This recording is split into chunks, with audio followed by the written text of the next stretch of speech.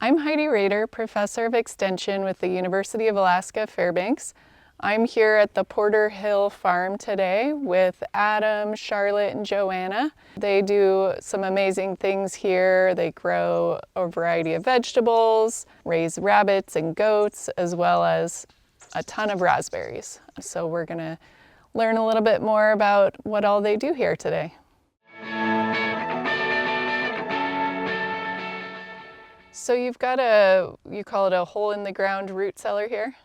Right, yeah, we would have liked to put in something more professional and permanent, but I knew Adam just didn't have the time and energy and resources to do one more big project. So I had some neighbors, and different people, like in their cabins in old times, they would just have a hole in the living room floor with a trapdoor, and that would be their winter storage. So I came out here by the garden and I started digging.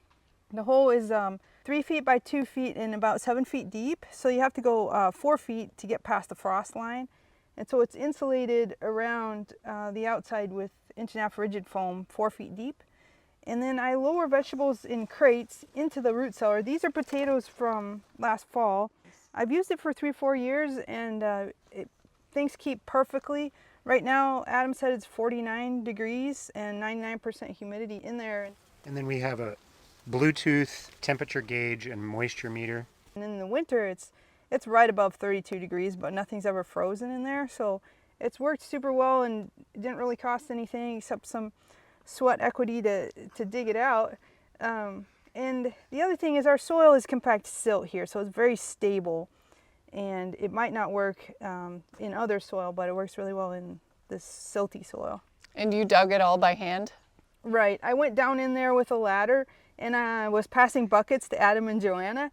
But ever since then, I haven't gone in, and that's why it's safe, because you don't actually go down in it. And how much insulation do you have on top? You have like several layers of insulation, Yeah, it looks like.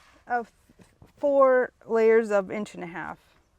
And then you have a wooden top as well as a piece of metal just keeps the water off, the rain out. And we've amazing. had no voles get in, we've had no water get in. And in the winter, we'll kind of keep a path here packed down, and then I'll come out with snow, knock the snow off and dig in there and get my vegetables out. It's pretty fun.